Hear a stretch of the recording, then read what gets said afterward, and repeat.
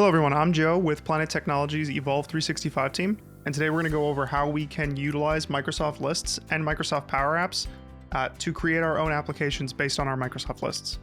So the first thing we're going to do is we're going to navigate to Microsoft Lists. You can see here I already have a few lists created, but you can start from a new list if you want. We're then going to select the list that we'd like to turn into an app. This could be an app that you're collaborating with or an app that you're using solo. I'm going to utilize these design ideas. So we're going to select design ideas, and we can see that this is already a list that is built out. I have a title, users, we have different single line items, we have approvers, dates, and approvals. So what we're going to do is we're just going to select the integrate button in the top right hand corner of the ribbon, and we're going to select Power Apps. And then from here, we're just going to select create an app. It should then open Power Apps, and this could take a few seconds to complete. But once this is done, we'll actually get an editable canvas app that we can go through and we can edit to our liking and then go ahead and send out to the rest of our team.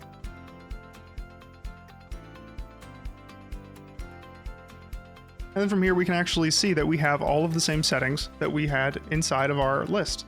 So inside of Power Apps, if you hold the Alt key, so next to your spacebar, you'll see an ALT. We're going to go ahead and hold that, and we can now click around the application itself. So I'm going to go ahead and select one of these, and we can see all of the information. So I can see that the title of one was improved flash performance, the user, the content, and if we go back to our list, we can see that that's all the same information that we have here. So inside of our Power App, we don't just have the option to see lists, we can actually edit lists and add lists. So the benefit of this is if you're using like a to-do app, or if you're utilizing this to collaborate with a team around certain projects, you can make this incredibly seamless. So let me go ahead and press the little plus button in the top right hand corner by holding Alt. And then from here, I can actually add my own content. Once we're done with this, we can press the check mark and it'll actually show up inside of our list as well.